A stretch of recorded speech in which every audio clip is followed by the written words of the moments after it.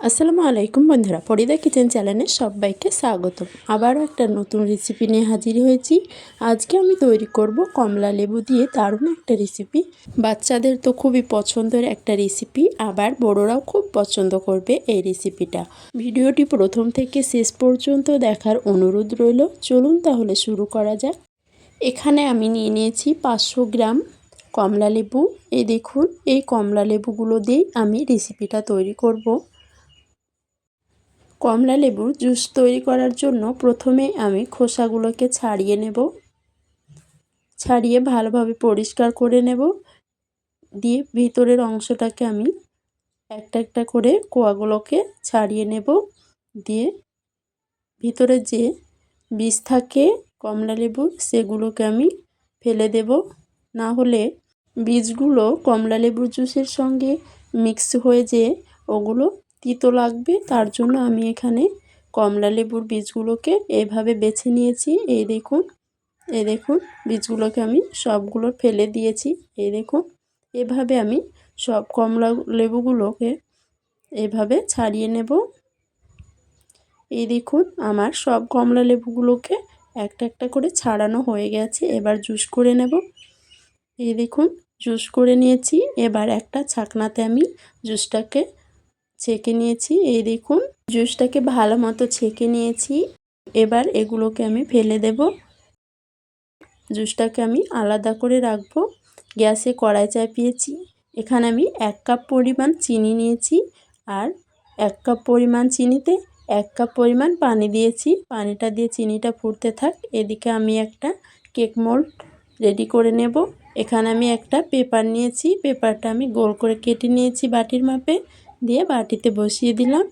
চিনিটা পুরোপুরি গলিয়ে নিয়েছি। এই দেখুন, এবার আমি জুসটাকে দেব। এখানে আমি 1 কাপ পরিমাণ জুস হয়েছে, সেই জুসটা দিলাম। দিয়ে এখানে আমি নিয়েছি কর্নফ্লাওয়ার 1/2 কাপ পরিমাণ।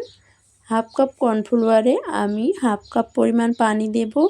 দিয়ে কর্নফ্লাওয়ারটা ভালোভাবে মিক্স করে নেব। এই দেখুন, যাতে গোটা ভাব না থাকে ভালোভাবে মিক্স করে নিয়েছি। এবার কমলা লেবুর জুসটা ভালো মতো ফুটে গেছে। এবার কর্নফ্লাওয়ারটা দিয়ে নেব। এই দেখুন, পুরোটা আমি দিয়ে নিয়েছি। এবার এভাবে নাড়াচাড়া করে নিতে হবে। অনবরত নাড়তে থাকতে হবে, না হলে দলা বেঁধে যাবে। এই দেখুন, এভাবে আমি নাড়তে নাড়তে ঘন হয়ে আসবে। এই দেখুন, এই সময় গ্যাসের আঁচটাকে বাড়ানো যাবে না, মিডিয়াম আঁচে এটাকে তৈরি করে নিতে হবে। এই দেখুন, ঘন হয়ে এসেছে। এবার এখানে আমি কমলা লেবুর কালারটা আসেনি, তাই এখানে আমি অরেঞ্জ কালার 3-4 ফোঁটা দিলাম। দিয়ে ভালো করে মিক্স করে নেব। এই দেখুন, কালারটা দেওয়ার কারণে একদম অরেঞ্জ কালারই এটা হবে। এই দেখুন, নাড়াচাড়া করে ঘন হয়ে গেছে। এখানে আমি 1 টেবিল স্পুন ঘি দিলাম। দিয়ে আবার নাড়াচাড়া করে মিশিয়ে নেব। এখানে আমি আরও 1/2 টেবিল চামচ ঘি দেব। এই দেখুন, ঘিটা দিয়ে আবার নাড়াচাড়া করে ভালোভাবে মিশিয়ে নেব। যখন কড়াই থেকে এটা ছেড়ে আসবে তখন বুঝতে হবে এটা হয়ে গেছে। এই দেখুন, কড়াই থেকে ছেড়ে আসছে, তার মানে এটা পুরোপুরি হয়ে গেছে। এবার নামিয়ে নেব। নামিয়ে কেক মোল্ডে সঙ্গে সঙ্গে ঢেলে দিতে হবে। এই দেখুন, পুরোটা আমি ঢেলে নিয়েছি।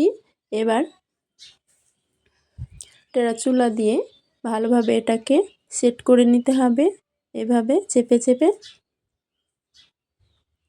এই দেখুন, এইভাবে চারি সাইডে এটাকে আমি দিয়ে নিয়েছি। এই দেখুন,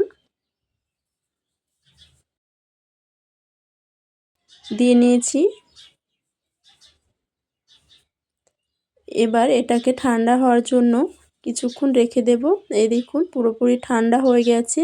এবার আমি একটা প্লেটে এটাকে ঢেলে নেব। এবার কাগজটা তুলে নেব।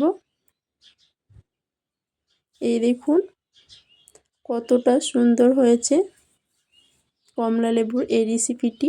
এবার ছুরি দিয়ে আমি এটাকে কেটে নেব। চৌকো শেপ দিয়ে নেব।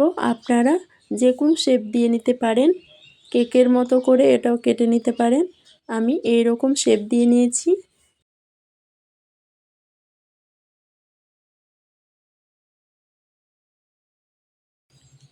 এই কমলালেবুর রেসিপিটি তৈরি করে আপনারা ফ্রিজে রেখে খেতে পারবেন অনেক দিন পর্যন্ত।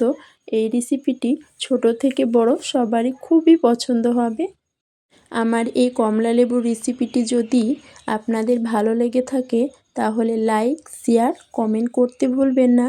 আর আমার চ্যানেলটিকে সাবস্ক্রাইব করার অনুরোধ রইল। পাশের বেল আইকনটি ক্লিক করে রাখবেন যাতে আমি যখনই ভিডিও ছাড়ব আপনাদের কাছে সঙ্গে সঙ্গে পৌঁছাবে। এই কমলালেবুর এটা জেলির মতো, এই দেখুন একদম জেলির মতো হয়েছে। এটা কমলালেবুর জেলিও বলতে পারেন। এই দেখুন কতটা সুন্দর লাগছে। ভালো থাকবেন, সুস্থ থাকবেন। আল্লাহ হাফেজ।